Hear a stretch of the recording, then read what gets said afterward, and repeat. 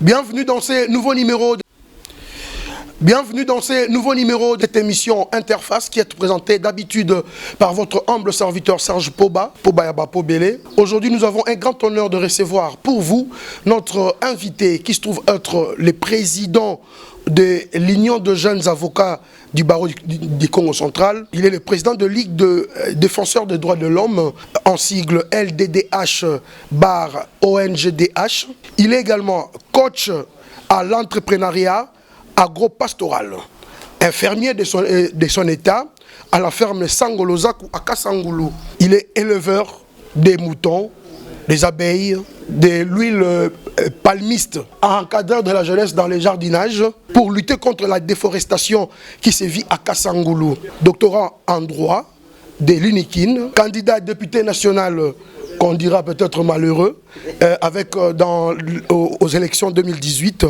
Il était également directeur de cabinet du ministre provincial du Congo central de l'environnement, mais aussi chargé des missions et conseiller juridique provincial du Congo central, deuxième législature, patron des cabinets Maître Bobo Kilamba, qui se trouve à Matadi, Boma, Mwanda, Kasangulu et à Kinshasa. Voilà, avec lui, nous allons parler de deux grands points qui sont tout simplement la prolifération des carrières et des cimetières et ses aléas. Donc nous allons parler de tout ça aujourd'hui. Nous serons un peu bilingues pour la facilité de pouvoir faire comprendre à tout le monde qui nous suit en ces moments. Donc nous disons déjà bonjour Maître Bobo Kilamba. Bonjour Yadjino Poba, bonjour Balandi, Nyonso Balandara Yadjino Yabapobele. Mais sinon, Yadjino vraiment bonjour et c'est mon ming Yaozala. Ça fait longtemps, on a dit que quand on est en 2018, il y a un bureau, il y a à Kodir, tant qu'on va Sika, et on a qui vraiment jeune moro prometteur. Et ce qui nous a étonné à notre grande surprise, tu n'as pas été élu dans la circonscription de Kasangulu et on a grand ngolo, et dis-nous un peu, c'est quoi le rôle d'un activiste de droits de l'homme? Ouais, Yadjino, je me sens à l'aise, peinard dans cette peau ici, il y a plus de repos, moins de travail. Mais beaucoup de réflexion parce que le Congo mérite qu'on réfléchisse vraiment mingi pour le Congo. Je me sens à l'aise, peinard dans ma nouvelle peau, je me plains pas, ça va. Et tant qu'activiste des droits de l'homme, l'activiste des droits de l'homme, c'est celui-là qui dénonce tout ce qui est violation de droits humains. Le violation des droits humains, Zainini, c'est tout ce qui est prévu, régi par la loi, mais qui est violé par la communauté, par les autorités, par les individus, les autorités politico-administratives qui peuvent aussi violer les droits de toute une communauté.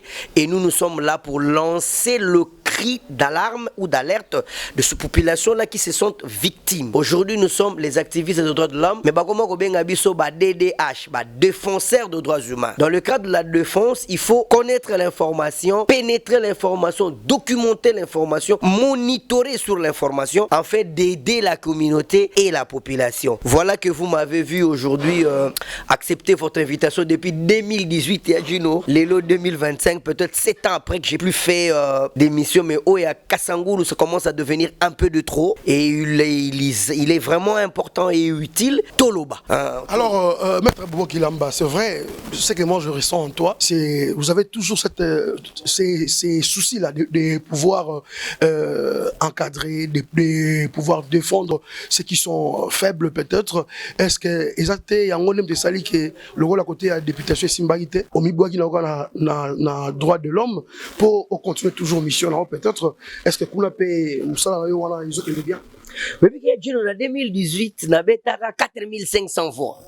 Seuil ne m'était dérangeant. Seuil penadong et chambri fort. Le quoi n'a qu'à maîtrise à quoi on a vraiment vrai bien té. N'a postulé à la députation nationale. Ce n'a frappé qu'à la provinciale. Et l'ingé peut s'amour bien. Mais malheureusement, mon élo Congo est bandaka en 2018. La maîtrise n'en avait pas trop et nous sommes allés. Ngazaka n'a 18.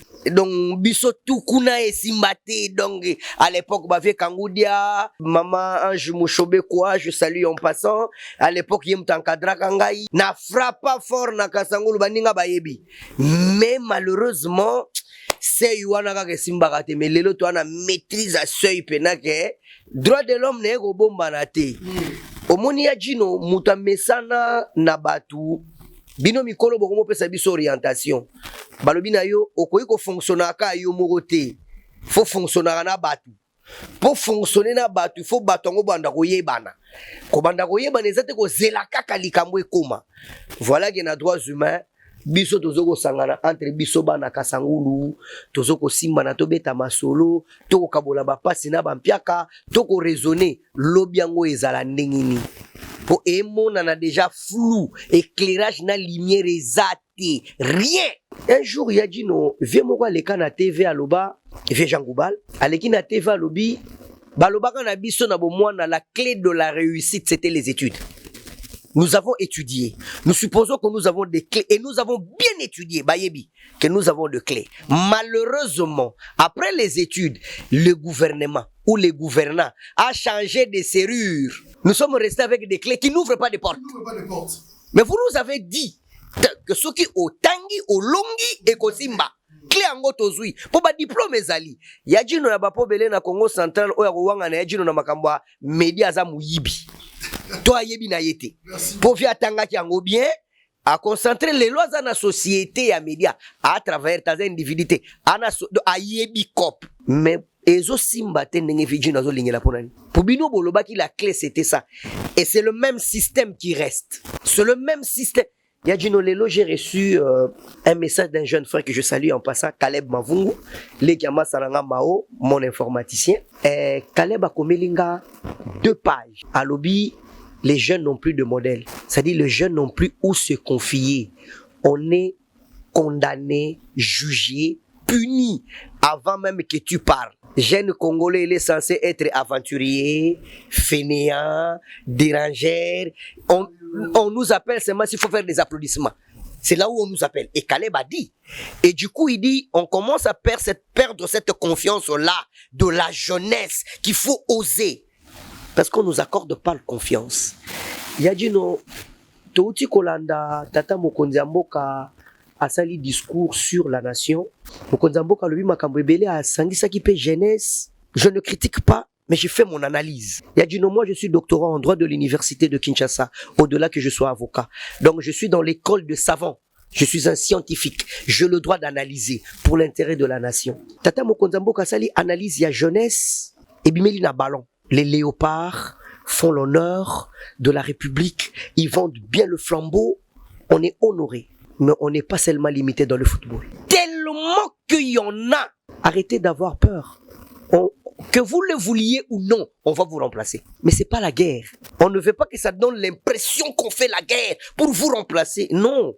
On vous demande plutôt préparez-nous. Et on insiste. On est dans vos maisons, dans vos bureaux. Vous demandez, donnez-nous le travail. Orientez-nous. Dites-nous comment on fait. On est important ce qu'il faut que nous fingamutu. Wande ça va. Kalime ba kopesa ko $1,000 ya jino.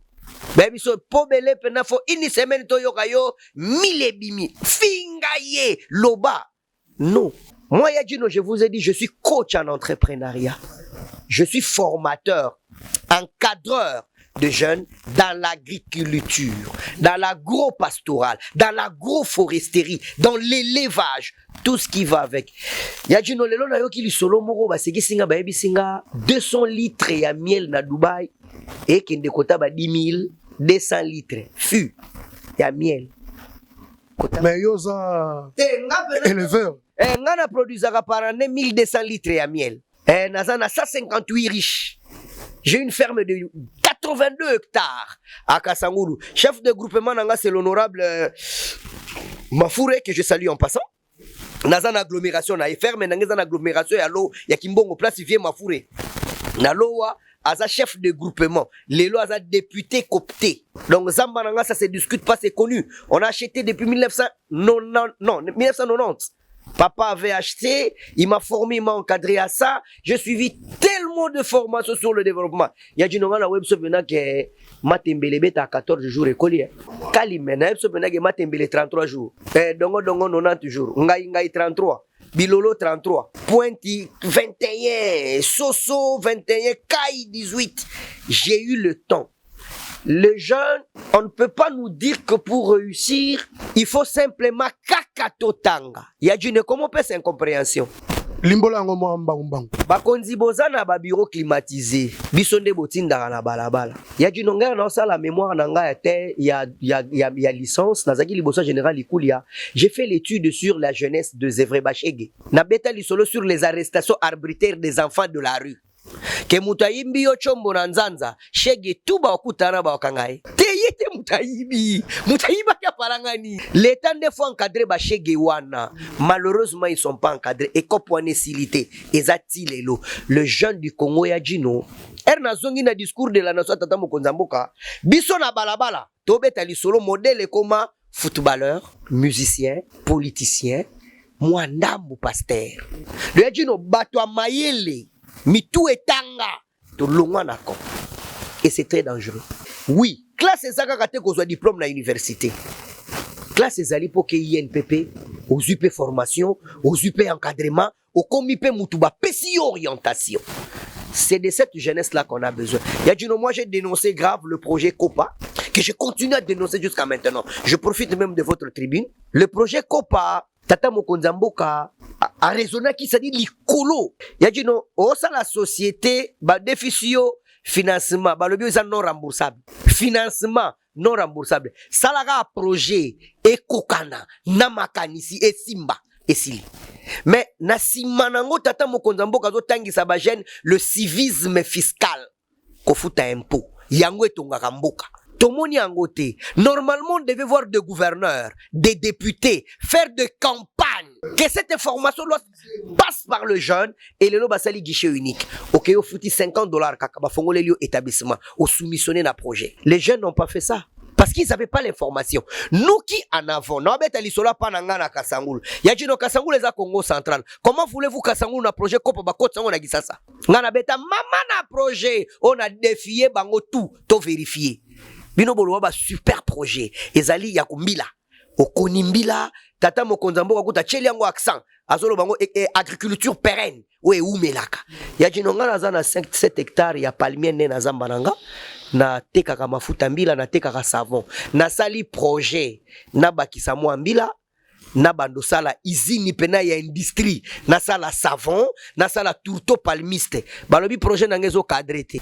J'avais fait un projet de $200,000 parce que nga na Kasangulu ya jino na bandosala sensibilisation na lobi corridor oyo Tata Mokonza Mboka lobi bana Kasangulu bazala ba entrepreneur déposer de projets, créer des sociétés qui existent. Le souci c'est de nous amener à payer l'impôt, à quitter l'informel. Et on nous a accompagnés. Il y a dit non, moi j'ai déposé, je faisais la sensibilisation. On ne cessait de me rappeler, hein. Maître yo makambo zolo bekolukelo ba problème, hein. Makambo yo zolo baka o ya kosa la sensibilisation, ya koyebisa ba jeune base à la concentrer, mbongo à Banque mondiale, ya RDC ba soutenir ba jeune. Le chef de l'État avait dit dans le discours de la nation, il y a un année passée qu'il voudrait faire de la jeunesse de la RDC des millionnaires. Il est passé du discours à l'acte. Il est allé à la Banque mondiale, il a pris un crédit. Malheureusement, les incrédules qui ne savent pas bien accompagner le chef, ce projet-là n'avait pas été véhiculé correctement. Je prends les cas de chez moi à Kasangulu. Ils n'ont pas fait 2 réunions, même pas 4, la Banque mondiale. Non, nous avons vu plutôt, on a retenu 36 sociétés à Kasangulu. Il y a dit sur le 36, je mets ce projet-là. On vérifie. Sur le 36 retenu de Kasangulu, il y a dit no biso bana Kasangulu to ebika souhaité moko. 36, il y a tonton Jérusalem, Moutantia la toyebi, moko ka. Nga maître bo wakatenga balobi na maelete. Projet nangi simba gitenatiki. Mais vieux Jérusalem yemoko. Kopa bayeto bandina bango débat balobi ono Kasangulu eza associé na Kisasa sikodo ba projet ya Kisasa nde ekoti te non tolobela ba province mibale province à Kinshasa na province à Congo central dans le dire du chef de l'État pesi corridor ya Congo central et bandi na Kasangulu et keina mwana. Comment se fait-il Kasangulu ka mutu moko ya jinonga na sepelaka na ba débat na bande koloba na ba jeune les indices de développement de la Banque mondiale les alliés banque pour dire que le district de la Luka ya Kobanda Kasangulu tiki santu banque et à la raté. Mais moi j'étais content avec le projet Kopa. Je me dis s'il y a déjà 10 jeunes à Kasangulu qui gagnent 200 000, 2 millions, ça peut justifier la création d'une banque. Les 36 là qui ont réussi, ils auront de l'argent. Ça sera logé où? Techniquement, ça devait être à Kassangoulou. Pour développer Kassangoulou. Malheureusement, c'est Kinshasa qui en bénéficie. Et on dit de nous, on est de fainéants. On dit de nous, on n'est pas compétents. Mais lisez le projet qu'on a fait. Voilà, maître Naïbike, Makambo, ils ont tellement ébélé trop. Alors, quelque part, aux alipés président, il y a des jeunes avocats, la Congo centrale, mais tout le monde, moi, mingi, babi, beaucoup mis tellement ébélé. Donc là, bateau batanga droit normalement, bateau batanga droit quand la n'engé moroboé, beaucoup mis avocat. Makam soupelé mo le grapé na terrain. Est-ce que bino boza pe au courant na ba coller la mususu ya population par rapport à ba méfaits? Il y a des jeunes avocats. Yadjino, moi je suis un savant de l'université de Kinshasa. Je ne badine pas avec la science. Yayo limbi sangana corrigé ba peu près avocat bazalate. Atanga classe correctement, c'est un juriste. Mabe zalika geza ba déviation. Atape na lola sata n'a pas bungaki hein. Donc ce sont des déviations qu'on n'encourage pas évidemment, qu'on déplore. Oui, na ko wanga nangote baloba mécanicien moko afingisa ba mécanicien nyonso. Erreur ya juriste moko, il a takabiso nyonso. Mais moi je peux rassurer les gens qu'il est de juristes dans ce pays qui sont sérieux et qui aident les gens. Sérieux avec sincérité. À Edaka, à Saka Moussa nae aname conscience. Bazali ebele mingi koleka. Na abande exemple ngamo. Ceux na legi na ngana zo bâtonnière na biso mama Chérine. Moi si wana akenda ko défendre batu contre Tomalu Bangana CPI. C'est une avocate internationale. Elle rend tellement de services gracieusement. Mabe zande toye bakate. Soki omoni avocat tungisi yo. Omoni avocat pesio kanda. Kena conseil de l'ordre kene ko funda e. A pesio kanda. Obna mikolo tolo baka moté mesuki. Et suki, et comme une suka. Qui mama na conseil de l'ordre. Mona mama Chérine. Et okoyoka avocat koyo sengo pardon. Taroyeb soteto bongisa. Yaya chana se omoni kuna pa na biso. Moi je suis convaincu que les avocats sont là pour nous jouer équilibre na mokili. Na monde bavoka bazana bazali équilibre pour nous aider puis ko côté les puis ko sunga. Oui, mabe zanga kate na nyonso. Mais tolobi teke mabe eleki mingi. Non non, il y a des avocats qui font bien leur travail et qui font l'honneur du barreau. Et moi je suis fier d'être avocat. Alors maître Bobo Kigamba, vous allez bongo moko ya ba éleveur. Vous allez bongo moko ya ba ndeko oyo bazo sala ke bato bazo ata moi eloko mongo na mitu na bango basala. Alors likambo ya prolifération ya ba cimetière et puis na ba carrière na bino toyebi ke na niveau ya Mwanda bazo sala déjà donc organisation structure moko pona ko gérer ba redevance et pétrole na bango.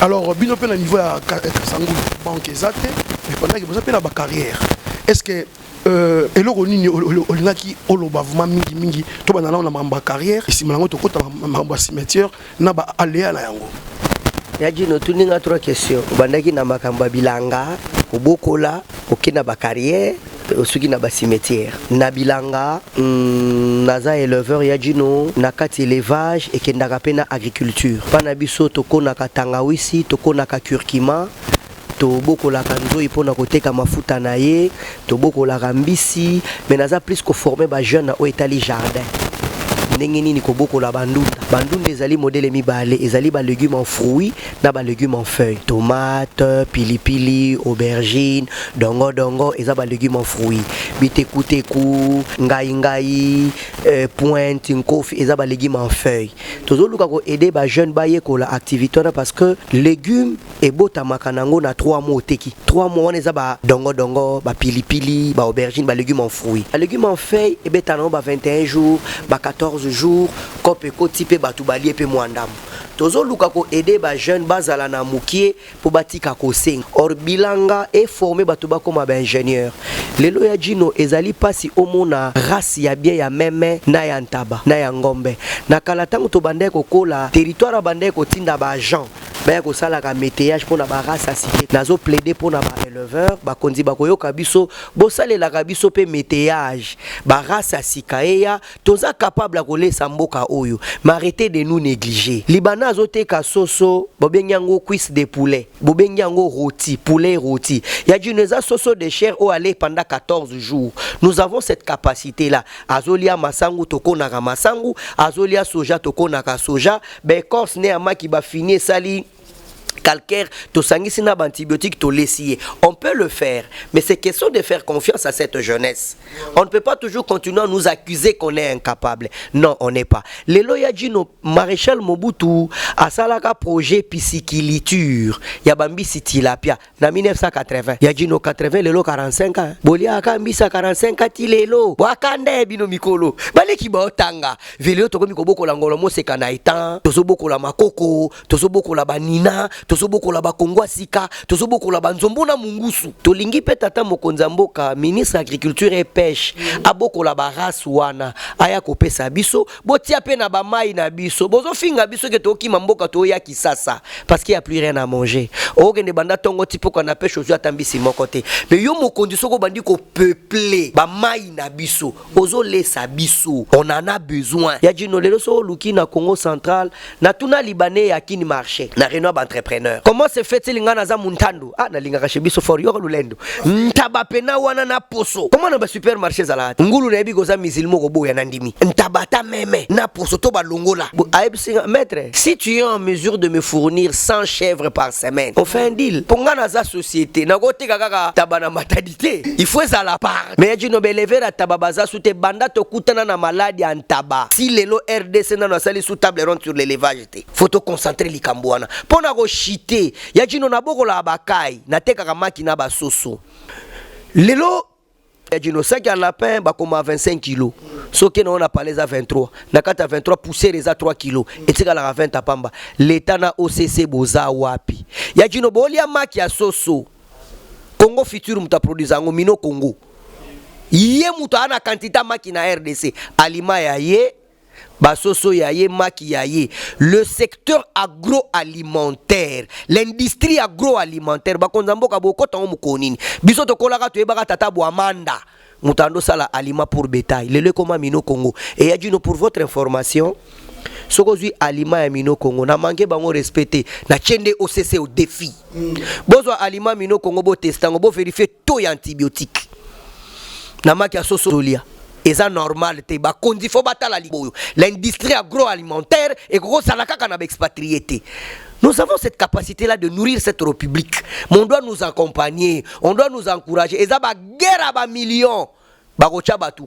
Mais on en a besoin. Faut l'isolo et betama. Je en a kota d'Amaz. Naye na l'isolo ya ba carrière. La prolifération de carrières. Ya tout le ba carrière comment robota malokwa maebo. Lelo na kasango tokozala na plus ou moins 22 carrières. Hein? Bon, sauf vérification. Hein? Wana ya koyoka yoka 22. Ba carrière wana ya jino kasangulu d'abord les terre moko vocation agricole. Tolia kana bilanga. Yo bandi ko sala exploitation ya libanga topeki siyote. Mais tolingi ndenge balobaki na tamo konzamboke za la gania. Yo longi biso peto longi. Mais lelo e koma yo bandi ko buka libanga na yo. Ero bandi ko chaba dynamite na yo ozo beta mabanga batiri bu mabanga na yo be clan nango ezo panza ba vitre banda kuna biso ezo zokisa batu ezo tobola ba plafond ezo fissurer ba mur tolo bate totiki na compagnie ngo ya yo bana nyonso baza kuna te ya kasangulu moko engagé azate bango nyonso baza ba sous-traitant.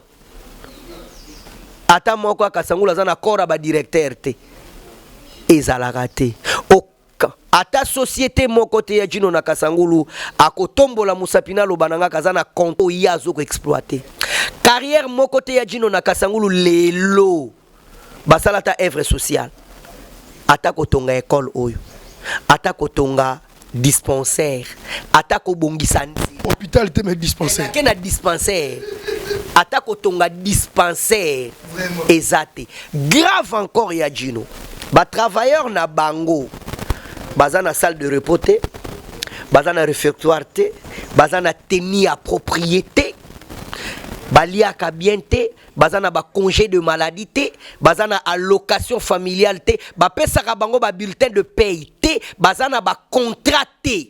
Et puis banango ya kasangulu baza ta formé te na libanga alors que droit minier et lobby ceux qui oye kotia carrière place bato baza ko sa libanga il faut indemniser ba eyandro bazolela rien bazwa rien Parce que ça a un contrat programme, un carnet de charge de Tokoloba. Que chaque année, il faut que sa famille régnante, 1000 tonnes à Libanga, pour évaluer un mbongo, le kolo yangombe, ban faut bazwa misala, parmi collège à directeur faut ban na biso bazala, ban na kasangulu combien botindi na formation. Et a dit non na outi, na koloezi, pas maman béton, maman Fifi Masuka que je salue. Maman béton. Azara maman béton. Maman béton. Donc so que lo ala baso lingolo ko ba problème, bosana ka maman béton. Bambato kozwa. Na outi maman béton. Kotuna ndenge nini lwala bezo tonga mama kasibo baninga nanga bavoka babenga kingai honoré confrère Irénée le bâtonnier Kombe du lwala ba je salue na kendeki na inauguration ya dino babeti mama na maison du barreau biso Congo Santa to lega RDC mobimam mais ba nyati na lwala ba tozongisima ba justifier que bango ville minière donc bibende zali makam batongi j'ai dit coup de chapeau mais na meki ko tuna parce que ya dino ngape kasangulu na zaili ville minière banga ezali na ministère à mine donc c'est une ville minière où tozoko bénéficier na rétrocession p nenge lwala babasala malheureusement ya dino na web sotile na kasangulu non toyoka lisola rétrocession wana te parce que vous n'êtes pas organisé par rapport à nenge bandeko na biso ya mwanda basali effort pour le loba sa structure na bango wa reconnu to bandi yango biso to lingé comme abongo to bandi tozolanda mwanda sur les démarches qui sont déjà entreprises pour que l'état a chapé moi misu na morambo yakino biso bata société civile to sanganaki en groupe tolobi na bakonzi to komeli bango mikanda botalisa na bakonzi mboka que ba société nyonso eza awa na Kasangulu balobi bango bafutaka redevance na bango na Kinshasa. Or, ceux qui ont foutu redevance na Kinshasa normalement 40% faut zonga pour la construction à territoire à Kasangulu. Ya jinonga nazo ganga naza éleveur. Kasangulu manque de routes de dessert agricole. Les enfants à Kasangulu étudient à même les sols. Ils n'ont pas de bancs. Les gens meurent à cause de poches de sang. Yamakila. Mutakufi. Moi c'est que Kobo Takufi. Pour nini hôpital les a propriété. Mais Kasangulu les a ville minière. Ata carrière wana moko te na basala to hôpital ni ko bongisa nzela ya jino poussière na bango ezo kitali kola bilona na biso totanga ki na classe balobi likasa ave pota mupepe esala ka photosynthèse il faut yamba moi poussière ye fandi likolo alikasa eko yamba moi te eko sala photosynthèse te bilone ezo kola sute biso to mesana kolia na bilanga ba carrière na bino boso ko timola boso ko buka boso ko tout en nappe phréatique minéraux ezo lekana mai tozo mela pollution biso to ko vivre ndenge nini. Si on essaie de dénoncer, on nous dit qu'on est des dérangeurs. On n'est pas des dérangeurs. J'ai apprécié Gino Tata Mokonzambo Kauti Kosala émission, pardon, discours de la nation. Il a parlé sur le droit des autochtones. Je me considère autochtone des Kasangou. Voilà qu'aujourd'hui j'ai pris le kilo de parler. Nous sommes des ayants droit. Kasangulu c'est chez nous. Mais nous, on ne bénéficie pas de ce droit-là. Yajinoko kamwa na défier ma carrière tout ezana Kasangulu. O yazana carnet de charge na population à l'axe. Alors ce que net ndenge tout ça na Congo central. Est-ce que ba démarche il faut que Balamoro ait sauté na niveau national ou bien il faut bobo bandapela na niveau ya assemblée provinciale na biso ou ba gouvernement provincial na biso pour que bo mekana ko revenir na ba droit na bino. Nous assure que tout ko aboutir. Ce ba yoki biso te ba yoka na makasi. Eza pa na biso. Ba konzi mboka ba sengeli ko yoka desiderata ya population. Oyo tozali toza ya bango baza ya biso ezana makamusu bakonzi baye bakapete po ayebe fo biso toloba. Concrètement, qu'est-ce que vous demandez pour que Madame Nabino wala izala vraiment et ils ont le moins nzela moya malamu pour que Pebo se retrouve na ba redevance Nabino minière. Le droit est imposé batunion so bazo exploiter mine na Kasangulu bazalaka na bulletin d'information ba publier à chaque mois na défier ba carrière à Kasangulu nion so na publier date loko pofo yebisa biso na kata bulletin wana sur le plan écologique pollution na yo zo gérango ndengeni okoni zamba ya vers wapi au former population wapi libanga no ekomi na niveau nini jugement na yo buki ndengeni il faut lobaka yebisa biso c'est légal. Ils ne le font pas. Ils doivent avoir un carnet de charge où Bissona Bango Photo se contrôle. Ils doivent nous faire un rapport. Ils ne le font pas. Je suppose que le ministre connaît tout. C'est une autorité. Mais ça, je dis, c'est le droit. Il faut étudier le droit pour comprendre le droit minier. Et moi, je suis activiste de droits de l'homme.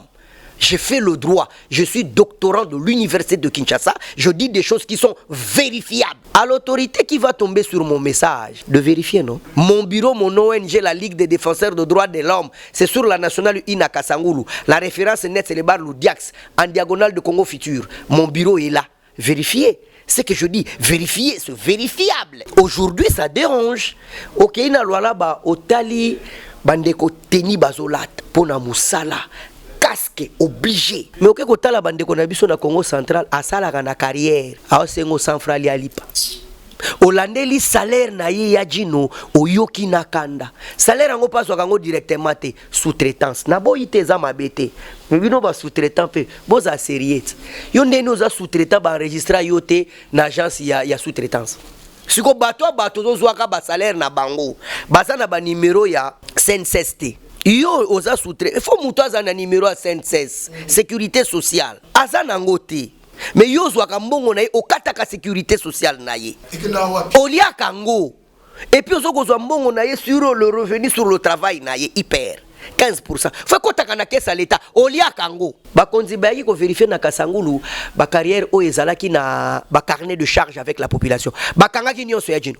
On dirait ka moko etikalaka. Bon na lobi on dirait.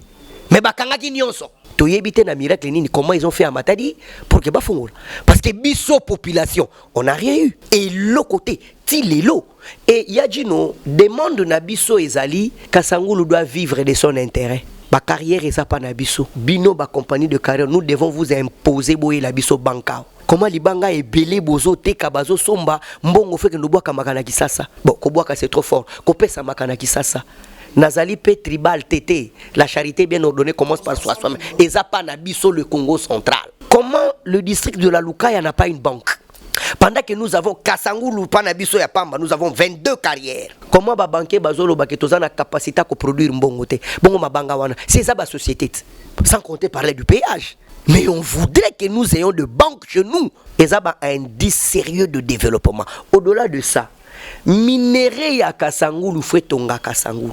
Biso tozui initiative ya kosenga na bakonzi na société civile à Kasangulu bosse la biso cellule de gestion ya redevance ya minère ya Kasangulu soki ezwa makana matadi fois ya kopesa ngo pa na biso po mwanda ya bango ba et puis to senga na bakonzi ezwa mana matadi te et pesa maka directement na Kasangulu ya jino na lobby anaza éleveur mais les routes de dessert agricole mais c'est un casse-tête. Kasangulu banzela ezate na publié ki ba image moko na sala ki na ute ko bimisa te na bandeko kendo tika filmer na zamba tracteur ekangami jeep nanga ya mburbe toleba kondito sengi mingi te ata banzela ya pamba bobongisela biso dessert agricole les arabons la responsabilité à province non. Malheureusement ya jino pana biso na Kasangulu na compte ya province na yebite banda kenkena o e bandi quel est le projet qui a été réalisé à Kasangulu. J'aurais entendu pendant la reddition de comptes qu'il y aurait été organisé certaines dépenses du pouvoir provincial à Kasangulu Louvun. Tu vois le baboy quoi? On a mis sous Louvun. Quand moi qu'on a côté na biso judiciaire balobaki bachaki hangar liboso prison centrale à Kasangulu pour nous faciliter l'audience foraine. Oya jino to kende kasi. Exact. Louvunu. Oh école, oh centre de santé. Bon là ça ba photo. Mikolo to na ère du numérique. Oya za contre nga. To soit naté. Ngane excellence grâce, nous sommes d'une même famille toute assemblée provinciale. Rien à voir à critiquer pouvoir naé. Excellence grâce ndekonanga moi na Mukongo. Mais les gouverneurs grâce Bilolo a un problème avec moi. C'est mon gouverneur, c'est lui qui me gère, je dois le critiquer. C'est un droit, c'est légal. Na fingi yete, na mankete nazo edende asala. Rôle nanga yango wana. Ko tindika esalama. O elobama kite to lobango likolo. Lelo pa na biso na Kasangulu ya jino avenue Jean-Claude Vouemba. Eza avenue ekote limbonga ba bijata ba 3 fois. Esalama akate. Avenue ya territoire où l'équipe là ça ba institution ezali soko taliango en lambo mbongo ekoti ebele ba carrière mupiku na Kasangulu.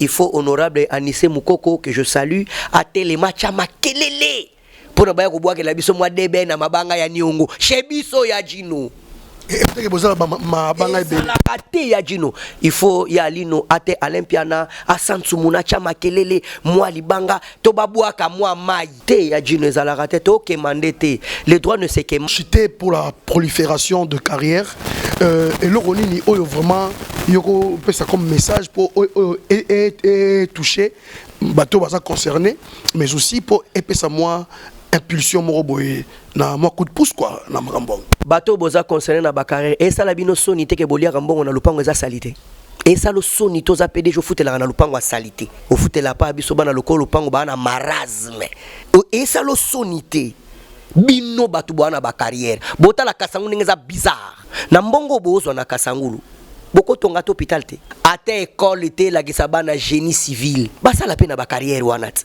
botangisa biso libanga botangisa biso géologie tozana ngo posa parce que ça ba intérêt na biso et puis na likolo pona kasangulu etombwama ya jino tozoko exiger basa la commission pour landela ka redevance ya libanga ya kasangulu il faut ezongaka ezali epesa maka tolingi ndenge mwanda bazozwa soki pena ne salamate alors kasangulu ba carrière nion se fue sangana to décider balongola ka 10% na bango ya production annuelle pour le développement de Kasangulu même 20% pour la construction de Kasangulu. Où sont vos députés élus de cette circonscription? Qu'est-ce qu'ils font au niveau de l'Assemblée provinciale mais également au niveau de l'Assemblée nationale? Un politicien de Kasangulu m'avait dit un jour, fils, au Parlement ici, nous sommes tous les médecins, les juristes, les infirmiers, les commerçants. Nous devenons tous juristes ici. Ici, là. On est tous juristes. Les députés de Kasangulu sont connus. Ils sont là, ils existent. Ils font leur travail. Ils sont là, ils sont connus. Nous avons même des sénateurs à Kasangulu. C'est pas à moi de leur dire comment faire. Moi, je fais ma part. Je contribue à cet édifice-là de Kasangulu. Moi, Kasangulu m'a tout donné. Bandeko na katimi na bozali kolanda bino moko maître Bobo Kilamba o yazali bongo moko ya bana Kasangulu ndenge azali ko défendre mboka na Kasangulu et bino ba député ndenge tohuti kolanda makambo ce qui vraiment eza bongo sengeli na bino bo s'en prendre na yango pour que trouver une solution parce que population, peuple, a besoin et apport pour l'avantage na bango. Alors parlons maintenant de la prolifération des cimetières et ses aléas également. Nazwa chance, il y a Kozala directeur de cabinet, il y a ministère provincial et environnement. Mon ministre à l'époque c'était Excellence Yves Songo Massa, que je salue. Excellence, d'apprendre comment gérer la chose publique. Mon ministre avait initié une réflexion. Il a dit pourquoi il y a plusieurs cimetières à Kasangulu. Quel est le soubassement légal qui fait à ce qu'il y ait cette prolifération? Les ordres étaient donnés par l'excellence, le ministre, le directeur que j'étais. J'ai réuni mes conseillers. Yann Nicolas Bamana, je salue. On a donné la responsabilité qu'il fasse cette étude-là. Yann Nicolas Yelibiso, arrêté royal, ordonnance royale, pardon. 1941, l'unique ordonnance de la RDC sur les cimetières. L'unique. Kasi balakse ya mibale. Ngala za teti na kopo ya jinu. Balakse ya mibale. Eza moko. Na kati wana batangi ba cimetière mibale. Balobi na RDC ba cimetière ezali mibale. Ezali cimetière ya l'État na cimetière ya ba indigène. Na zu exemple na ville ya Kinshasa. Ville ya Kinshasa na 3 cimetières à l'État. Azana cimetière ya Mbenseke Futi, azana cimetière ya Kintambo, azana cimetière ya Kimbantseke. Wana ba cimetière à l'État. Cimetière ya ba autochtone, ya ba umbu, ya ba kolo kisasa. Eza Gombe. Cimetière des autochtones, ya ba umbu, ya ba kolo kisasa Gombe. Donc na mukanda wana ba prévoya cimetière privé te. Ezate. Ezalakate. Ebotamande. Mayele na bango baloba. Yaonga na lobaki ya jino loko eza mekato. Mukolonga na okoma mukonzi to sala péage ya Bibembe. Avec Bembe na bino kota na Congo Central bo futa $300. Non, et aussi kin pe kota futa $300. Kasangulu eza fulu ya Bibembe ta. Est-ce que bozoye ba mikuwa soki bo antasango ebele pour la rater hein? Espace to sa su bilangate to kona lisute biso toza à vocation agricole. Et les dangers Kasangulu ya na ngomba. Monga fule ya na se. Bibembe na biso ya jino bakundaka ngo mingi na profondeur à 2 mètres. Il y a 3 mètres de profondeur. Ero tienzoto ere bandiko polebo takamai. Mai wana jine filtraka na mabele. et quoi y a-t-il na nappe phréatique? Nappe phréatique bino na monga fula. Bon, en tout cas, c'est un raisonnement scientifique. Hein? Toko benda bakonzi matoi. Et c'est un raisonnement scientifique. Parce que sont allés au terre à bibembe na profondeur en nappe phréatique. Et filtre à maï tiwana. Bino bozu na monga fula bosali ba forage, bozo mela maï. Il y a un problème. Kor moko kaka soke zalaki na maladie, herba kunda kiango. Et poli, maï tomeli. C'est un problème de santé publique. Maître Bobazolo ba makamba sentimate. Azolo ba un problème de santé publique. Na poto ya jino basomba alibulu kavo. Ba pesa mbongo na l'état. Ya jino na Congo ba pesa mbongo na mukolo cimetière. Mabelango yaye. Le sol et le sous-sol appartiennent à l'état congolais ya jino. Mabelango yaye. Oya oteka libulu moko 15 000, libulu moko 20 000. Allié pe intérêt, l'état zui loroté. Et motuna ngoto otuna ba cimetière ngo ya jino eza ya mutu parce que le cimetière mutape saka bango mukanda ya jino ezaka ate. Alors qu'il faut bien qu'on soit arrêté par gouverneur. Ah, baza combien bazo déjà arrêté wa jino. Et puis en plus, bango bazo lo banabiso bazali ba cimetière. Mais ce qu'on na ba cimetière ya jino kuta bango baza ba société commerciale. Ana RCCM, ana numéro d'impôt, ana identification nationale, objet social na bino ezanini. Kokunda bibembe. Oh, na nomenclature à droit congolais ate ya jino. Te oh. Et puis biso na Congo ya jino muta soko s'occuper na ba prix eza ministère économie nationale. Ye muta fixa ba prix. Est-ce que na ministère économie nationale na biso ya jino si ba fixa prix ya libulu? Bakolo mabulu nde bachaka ba prix na bango na volonté na bango au détriment de la République. Ya jino moi j'étais avocat conseil du territoire de Kasangulu, je salue maman Isabelle Nkusu Ntemo. Ya jino po kunda mutu na droit congolais bafutaka babenga ngo nini permis d'inhumation. Ya jino le permis d'inhumation en droit congolais ça coûte 10 000 francs. Permis d'inhumation 10 000 francs congolais. Mais libulu bateki yango 15 000 $. L'État congolais a encaissé 10 000 francs. Et biso Kasangulu ya jino to bénéficier nini kabi bembe wana. Et puis grave encore, Banyamanyo souhaité kamarana pembeni ya Kasangulu wana corridor na biso. Na corridor na biso Nyamanyo souhaité kamara ya jino ozui chimbrique, ozui lapin, aza rongère. Atimo la libulu akotaka na ba 2 mètres de profondeur na ba 3 mètres. Ya jino chimbrique soka kutani na corps adama. Calme. Mais er chimbrique a damé corps et que corps nzaki na maladie. Chimbrique bimi libanda ya jino. Chimbrique wana biso to damé ye. Mais to bagisi maladie na nzoto. C'est ce qui fait que on n'aime pas trop bania mezolia mana corridor à Kasangulu. Bazoko dia kabakor. Et nous sommes en train de parler un cas de santé publique. Bakondi fo batalango. Alors concrètement, Maître Bobo Kilamba, qu'est-ce qu'on peut retenir? Qu'est-ce que vous recommandez à la province ou bien à l'autorité? Qu'est-ce que vous recommandez pour structurer le secteur où il y a la prolifération et le cimetière au niveau de Kasangulu? Quand il faut passer la banquette dans le cimetière, on a tout vérifier les documents. Il faut to yokana. Et ça, les solo, et ça, moussala. Faut yokana. Le Congo central ne doit pas recevoir Kakabibemba qui s'assaté. Mais ça veut dire qu'il y a qui n'était pas kunda akuna. Non, mais bah n'était pas kunda akuna. Mais bah tu peux Kasangulu peut pas kunda akuna. Si koyo baza chez biso bazo kunda, normalement ejino ero sali cimetière, bakona rabanzete pour fertiliser ma belé. N'est-ce pas ça cimetière? Et ça banzete moko approprié bakonaka pour fertiliser ma belé. Parce que mikuwa oba ocha na sa ma belé. Ngana za autochtone et endroit. Mikuwa bocha ma belé après 1000 kopolate. Ba 2000 ba 10 000 ande kopola. Ezande banzeter bokona matiti ezokwea ezoko fertiliser mabele ekobota makasa seba nyamabali ya bilona, la vie va continuer et on ne veut plus que cette prolifération là de cimetières à Kasangulu continue. Demain ou après-demain, ça va nous causer des problèmes. Kinshasa, vous avez assez de l'espace vers Maluku, Kinkole. Faites vos cimetières là-bas. Nous, au Congo central, oui, on va se caser avec nos espaces. On va continuer à unir nos frères chez nous et à sécuriser sur le plan de l'environnement et à protéger notre écosystème. Nous en avons besoin. C'est notre écosystème. C'est notre chez nous. Tant qu'on n'en parle pas, ces cimetières-là sont des industries. Les gens s'enrichissent. Qu'est-ce que la population en bénéficie de vos enrichissements? Oui, on va me dire que bana kasangulu bazwaka misala. D'accord? Yo teki libulu $15 000, 8 000, fouti mutu 200 000. Et ça va pas, non? Mutu wano pesi musala. Azana na aire de repos te, azana infirmerie te, azana location familiale te, azana ba avantage te, akendaka congé annuel te, azana tenue. Ou bien il est travailleur. On a des esclaves debout au travail. Et on voudrait qu'il y ait bonga. Oui, c'est votre activité. Mais faites bénéficier Kassangoul aussi des avantages, non? C'est tout ce que nous on attend de vous. Mais Yajino ate bembe uti mikili soki eye. Herba chena morgue. Ate longwa eke mikili. Avaba kundangwe futara mbongo. Pourquoi pas te na Congo central? Yajino mama moko simbaka ba cimetière na Mingadi na Bombi Kombo. Atu matubwana mama wana bengaye.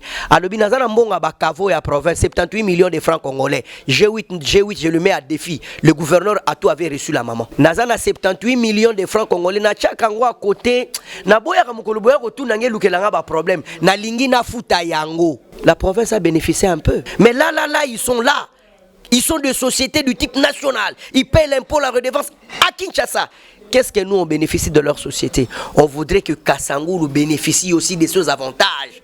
Tomi Tonge la panabiso nabao yabiso. Merci beaucoup. Nous tendons vers la fin de notre émission.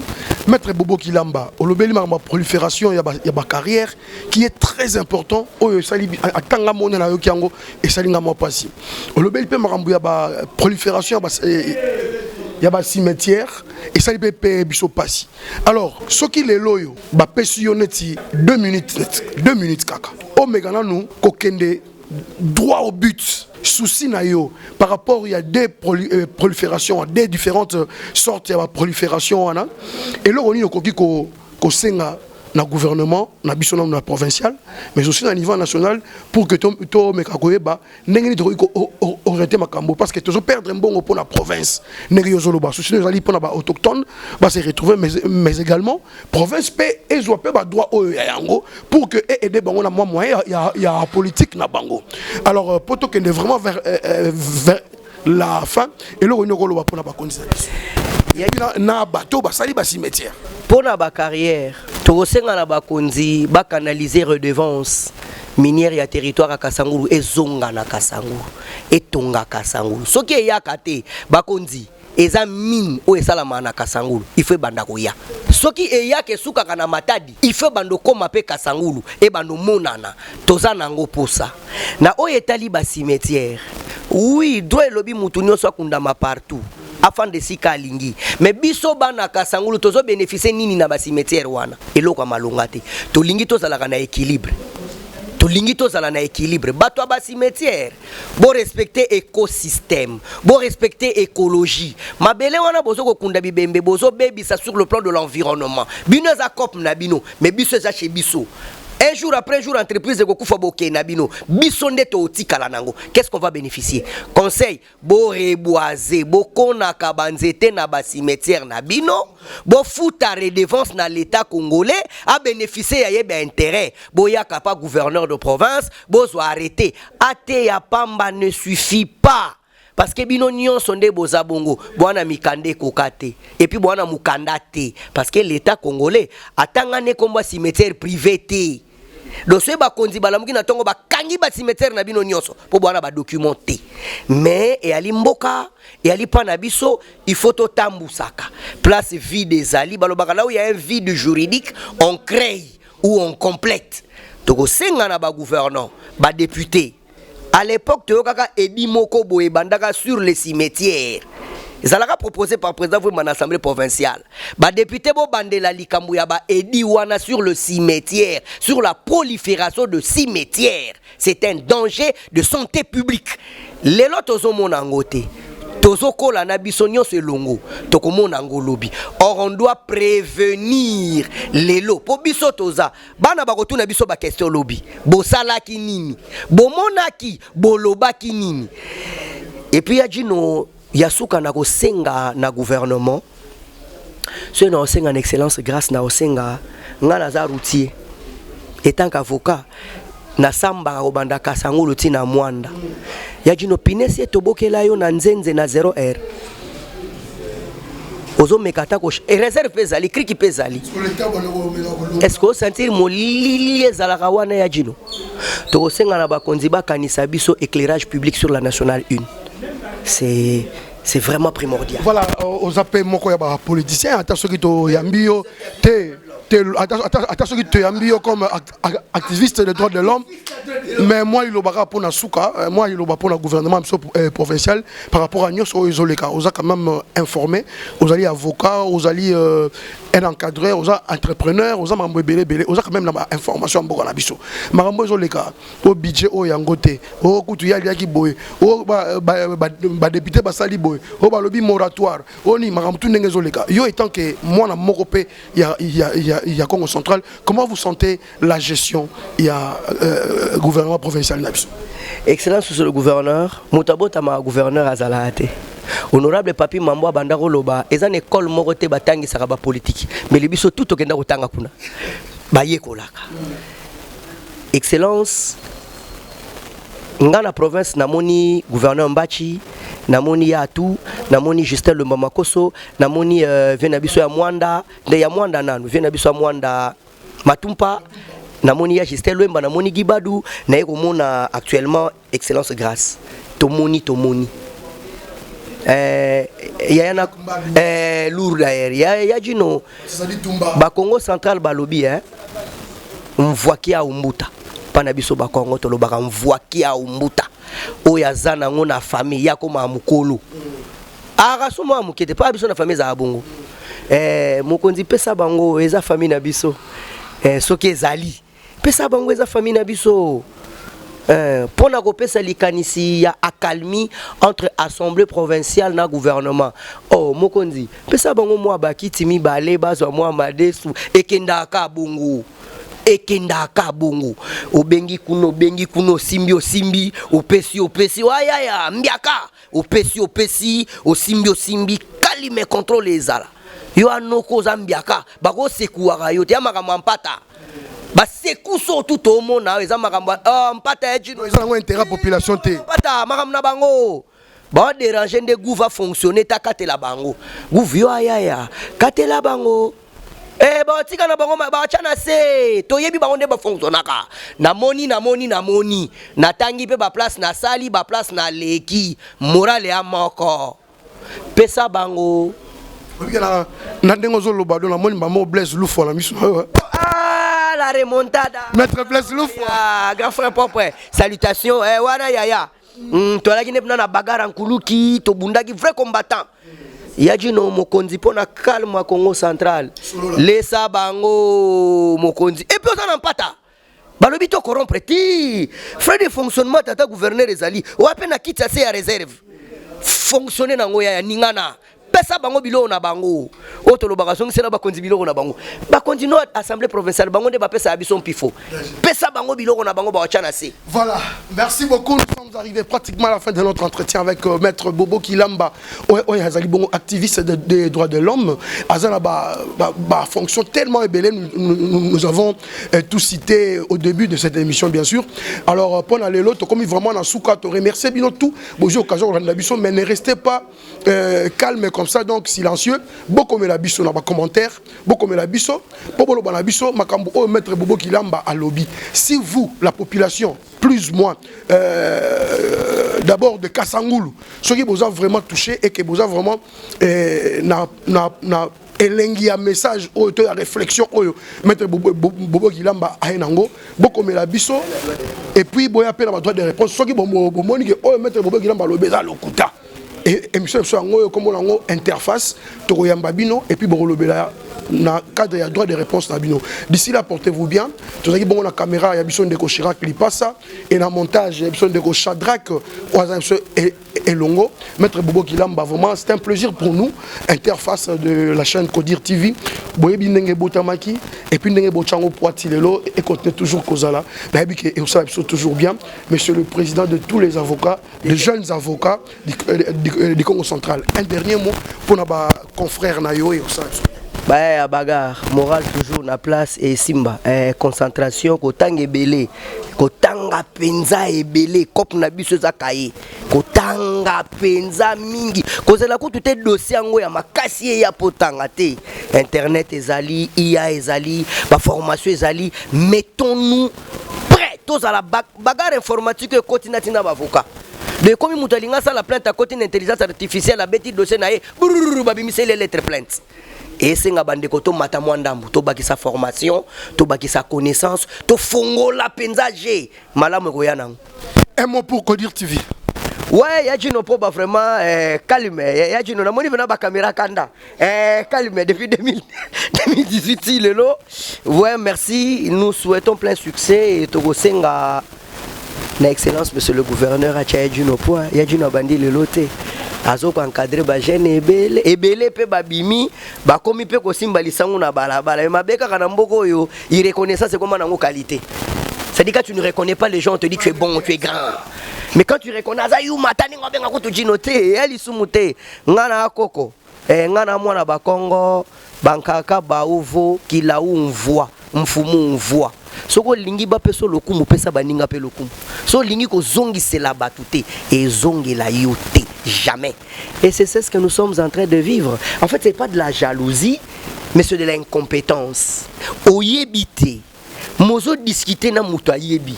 Attends. To chaka sibiki na feto mekana. Oyebite. Et puis yango ba soda ba français ba loba dino le chien aboie. Yoza caravane. Tika bango ba aboyara. Le kana na yo. Merci beaucoup. Nous sommes arrivés à la fin de notre émission. Nous vous remercions infiniment d'avoir suivi notre émission qui recevait bien sûr Maître Bobo Kilamba. Tous ces pelitro et tous à l'esprit à s'abonner à la chaîne Nabiso à YouTube, Kodir TV Matadi et puis tout commenter, tout partager, tout aimer et ça Nabiso toujours bien. Na niveau de la chaîne locale, la télévision tout ça bon on a 147.25 MHz. Voilà ils ont fréquence Nabiso et na niveau de la radio vous nous suivez également à la radio, c'est 107.8 MHz. Au niveau de la radio locale, Nabiso, d'ici là, portez-vous bien. Restez branchés sur les programmes de Kodir TV. Allez, bye.